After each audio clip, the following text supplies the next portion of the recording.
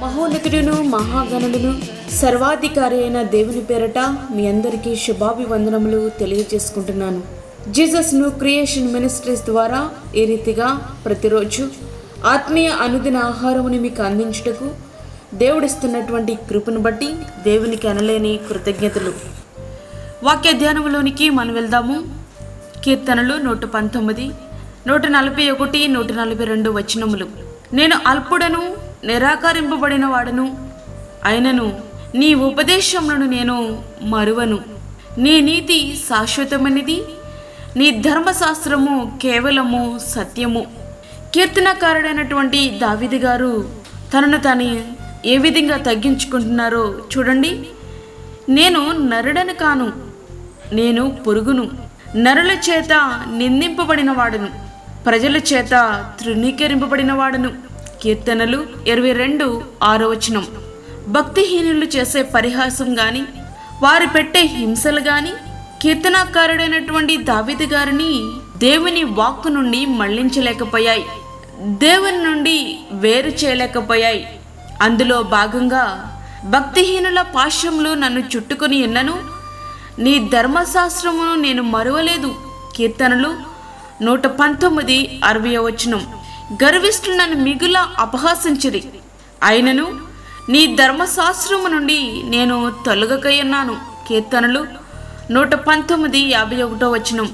నేను పొగ తగులుచున్న సిద్ధివలనైతిని, అయినను నీ కట్టడలను నేను మరచుటలేదు. కీర్తనలు 119:83.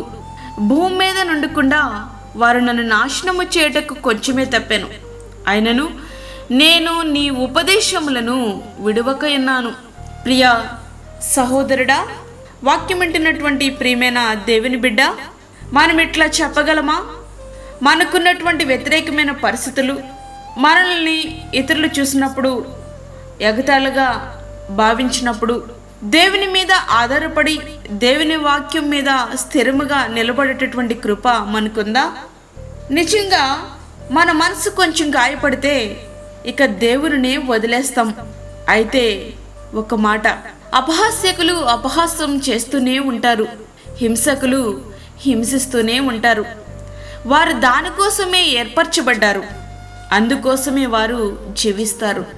వారి అపహాస్యం దేవుని నుండి, అనగా దేవుని వాక్యము నుండి మనలను ఏమాత్రం దూరం చేయడానికి వీలు లేదు. అపహసించబడుతున్నప్పుడు మరింత ఎక్కువగా దేవునిపై ఆధారపడాలి, మరింత ఎక్కువగా పరిశుద్ధ గ్రంథాన్ని ధ్యానించాలి. అట్లా ఆయనకు మనము మరింత దగ్గరవ్వాలి.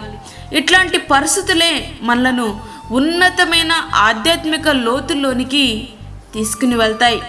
చూసారా, అటువంటి గ్రహింపు దావీదు గారు కలిగి ఉన్నాడు కాబట్టే ఈ రీతిగా చెప్పగలుగుతున్నారు. భక్తిహీనుల పాశములు నన్ను చుట్టుకొని ఉన్నాను, నీ ధర్మశాస్త్రం నేను మరువలేదు. అవును ప్రియ స్నేహితుడా, అటువంటి పరిస్థితులు నిన్ను చుట్టుకున్నా సరే అవి మనలను ఏమీ చేయలేవు. కారణం, దేవుని వాక్యమును మనం హత్తుకొని ఉన్నాము కాబట్టి, ఆ వాక్యమే మనలను ప్రతి పరిస్థితి నుండి విడిపించగలదు కాబట్టి. నేను పొగ తగులుచున్న సిద్ధివలనైతిని, అయినను నీ కట్టడలు నేను మరచుటలేదు. కీర్తనలు 119:83. ఎందుకు దేవుని వాక్యానికి అంత ప్రాధాన్యత ఇవ్వాలి?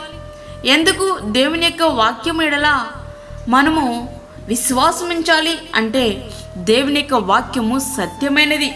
యెహోవా, నీవు సమీపంగా ఉన్నావు, నీ ఆజ్ఞలన్నీ సత్యమైనవి. కీర్తనలు 119, 151. దేవుని యొక్క వాక్యము నిత్యము నిలిచేది. అవును, నీ వాక్య సారాంశము సత్యము. నీవు నియమించిన న్యాయ విధులన్నీ నిత్యము నిలుచును. 119, 166. అయితే సత్యమై ఉండి నిత్యము నిలిచే వాక్యానికి మనమిచ్చే ప్రాధాన్యత ఎంత? దేవుని యొక్క వాక్యానికి మనము ప్రాధాన్యత ఇవ్వగలుగుతున్నామా? దేవుని యందు ఆ విధంగా విశ్వసించగలుగుతున్నామా? ప్రతి ఒక్క పరిస్థితిలో ఆయన మీద మనం ఆధారపడినట్లయితే దేవుని యొక్క వాక్యము మనలను బలపరుస్తుంది. బాధల్లో నెమ్మదిస్తుంది. అవును, ఆ రీతిగా వాక్యానుసారంగా మన జీవితాలు సిద్ధపరచుకుందాం. అట్టి కృప ధన్యత దేవుడు మనకు అనుగ్రహించునుగాక. ఆమేన్. వాక్యమైనటువంటి ప్రియ దేవుని బిడ్డలారా, ప్రార్థనలో ఏకీభవించండి. పరిశుద్ధుడైన తండ్రి, ప్రేమగల యేసు ప్రభువా, శ్రేష్టమైన అమూల్యమైన మరి యొక్క దినము మా జీవితంలో మీరు అనుగ్రహించారు. నీకు వందనాలు. ఈ దినమంతటి కొరకు కావలసిన నీ కృప, నీ సన్నిధి మాకు తోడుగా ఉంచండి ప్రభువా. వాక్యమైన నీ బిడలకు కావలసినటువంటి ఓదార్పును, ఆదరణను పరలోకం నుండి మీరు పంపించండి. దావీదు గారు నిరీక్షణ లేని పరిస్థితుల్లో కూడా ఎలా అయితే నీ మీద ఆధారపడ్డారో ఆ విధంగానే నీ బిడలు నీ మీద ఆధారపడినట్లుగా వారిని మీరు ఆయుత్తపరచండి ప్రభువా. బలహీనులను బలపరచండి. గర్భిణీ స్త్రీలను, చంటి బిడ్డలను, వృద్ధులను మీరు జ్ఞాపకం చేసుకునండి ప్రభువా. వారికి కావలసిన నీ భద్రత దయచేయండి. గర్భఫలము లేని బిడలకు గర్భఫలము దయచేయండి. అప్పుల బాధలతో ఇబ్బంది పడుచుండి బిడలకు కావలసినటువంటి నీ కృపను దయచేయండి తండ్రి. అదేవిధంగా మా యొక్క నాయకులను, మా యొక్క అధికారులను మీరు జ్ఞాపకం చేసుకునండి. వారు నీతి న్యాయములతో పరిపాలించుటకు సహాయము చేయండి తండ్రి. దూరదేశంలో ఉండి వాక్యం అంటున్న నీ బిడలకు కావలసినటువంటి నీ కృపను దయచేయండి ప్రభువా. వారికి నీ భద్రత దయచేయండి. నీ కాపుదల తోడుగా ఉంచండి తండ్రి. నీకు వందనాలు. ప్రార్థనలో ఏకీభవిస్తున్న ప్రతి ఒక్క బిడ్డని మీరు జ్ఞాపకం చేసుకునండి. ఈ దినమంతటికి కావలసిన నీ కృపను మాకు అనుగ్రహించి మమ్మల్ని బలపరచమని, మాకు కాదు యెహోవా, మాకు కాదు, సమస్త మహిమ ప్రభావములు మీకే ఆరోపించుకుంటూ యేసు పరిశుద్ధ నామమున అడిగి వేడుకుంటున్నాము తండ్రి. ఆమేన్. ఈ యొక్క వర్తమానములు మీ బంధువులకు, మీ స్నేహితులకు షేర్ చేయండి. దేవుని పనిలో మీరు కూడా పాలిభాగస్తులు కండి. అదేవిధంగా మీ ప్రార్థన అవసరతలు మాకు తెలియచేయండి. మా ఫోన్ నెంబర్ 9177377559. దేవుడు మిమ్మును మీ కుటుంబమును దీవించునుగాక. ఆమేన్.